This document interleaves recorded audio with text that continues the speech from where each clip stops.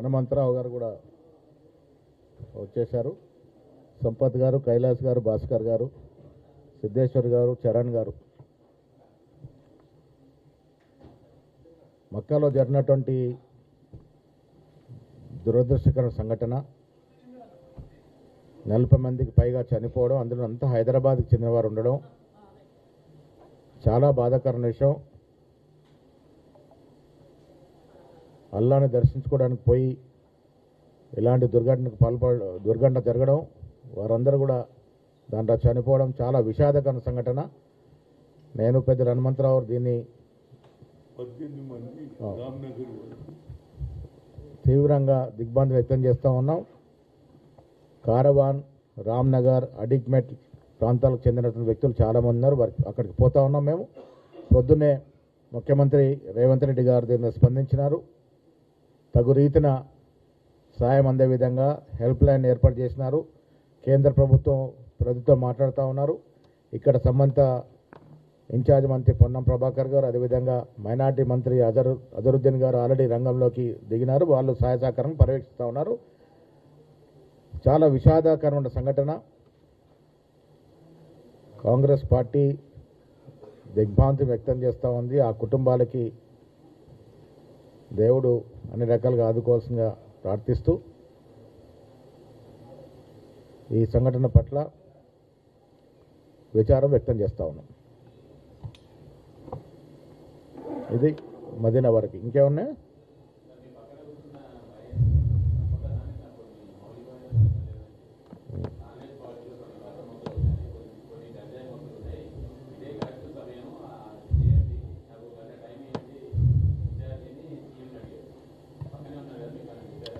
Congress party ప్రజాస్వామిక స్వేచ్ఛ కలిగిన పార్టీ.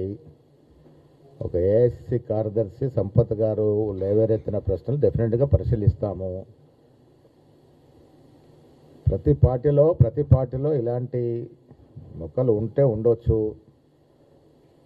మా దగ్గర కూడా అలాంటి ఏమైనా మా నోటీస్కి వస్తే డెఫినెట్గా దాని మీద విచారిస్తాం.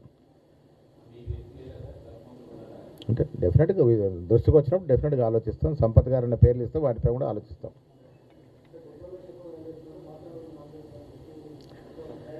కాంగ్రెస్ పార్టీ మహాసముద్రము, పాత కొత్తల కలయికతో ముందుకు పోతుంది. పాత వారికి ఉండాల్సిన ప్రాముఖ్యత ఎప్పుడూ ఉంటుంది.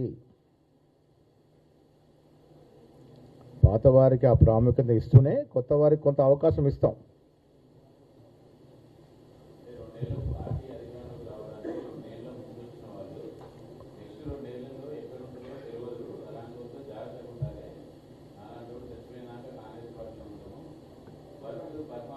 డెఫినెట్గా అది ఇప్పుడు కొన్ని సందర్భాల్లో రాజకీయ అవసరాల కోసం కొత్త వారికి అవకాశాలు ఇస్తాం. ఎన్నికలకు మీరు చూశారు, చాలామంది ఇతర పార్టీ నుంచి సీనియర్లు మా పార్టీలో చేయడం వల్ల కొంత మార్పు వచ్చింది. దాంట్లో అనుమానం లేదు. అలాంటి వారికి కూడా అవకాశం ఇచ్చాం.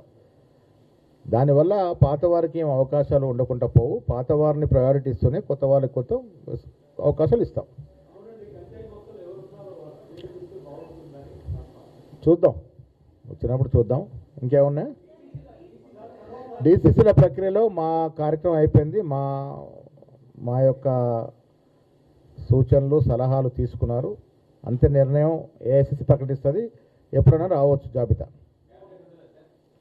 క్యాబినెట్ మన పరిధిలో అంశం కాదు. నాకన్నా ఎక్కువ మీకే తెలుస్తుంది. ముఖ్యమంత్రి గారు ఏఐసిసి మధ్య ఉండేటువంటి అంశం అది వారే ముఖ్యమంత్రి గారు నిర్ణయిస్తారు.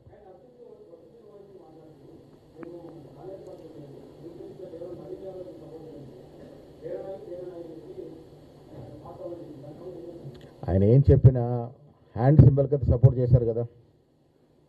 అది నవీన్ యాదవ్ చేశారా, కాంగ్రెస్ పార్టీకి చేశారా, హ్యాండ్ సింబల్కి సపోర్ట్ చేశారు. బీహార్లో జాతీయ రాజకీయాల దృక్పథంలో వారు అక్కడ క్యాండిడేట్ నిలిపారు. ఒక్కో రాష్ట్రం పరిస్థితి ఒక రకం ఉంటుంది. ఇక్కడ జూబ్లీహిల్స్లో ప్రజలు సంపూర్ణంగా మద్దతునిచ్చి మంచి మేరతో కాంగ్రెస్ పార్టీ గెలిపించి ఒక సందేశం ఇచ్చినారు. మేము కాంగ్రెస్ పార్టీతో ఉన్నాము. 2 ఏళ్లుగా రేవంత్ రెడ్డి గారి నాయకత్వంలో వస్తున్నటువంటి అభివృద్ధి కానీ సంక్షేమం కానీ మాకు చేరుతూ ఉంది. దానివల్ల మేము సంతృప్తిగా ఉన్నామని ఒక సందేశం ఇచ్చినారు.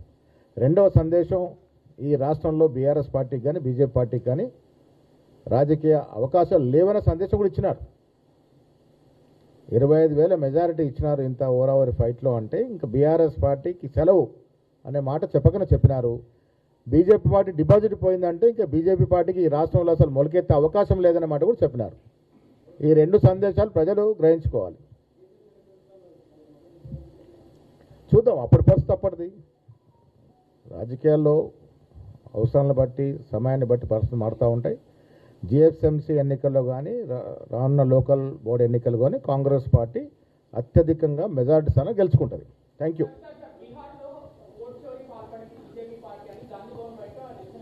ఎస్, నేను కూడా పాల్గొన్నాను. మంచి అంశం, మంచి ప్రశ్నలు లేవనెత్తినారు.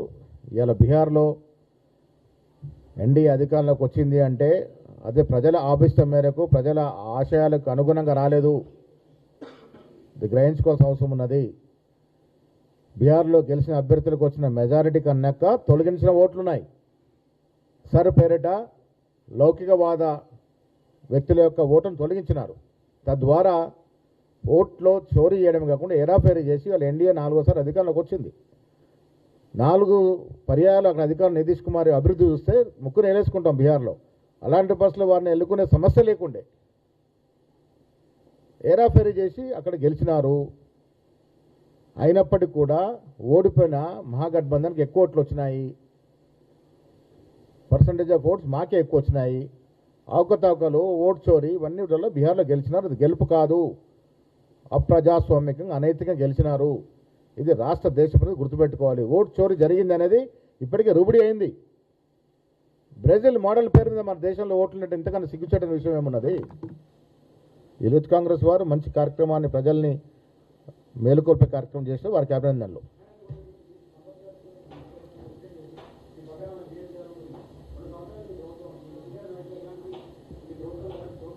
డెఫినెట్గా భవిష్యత్తు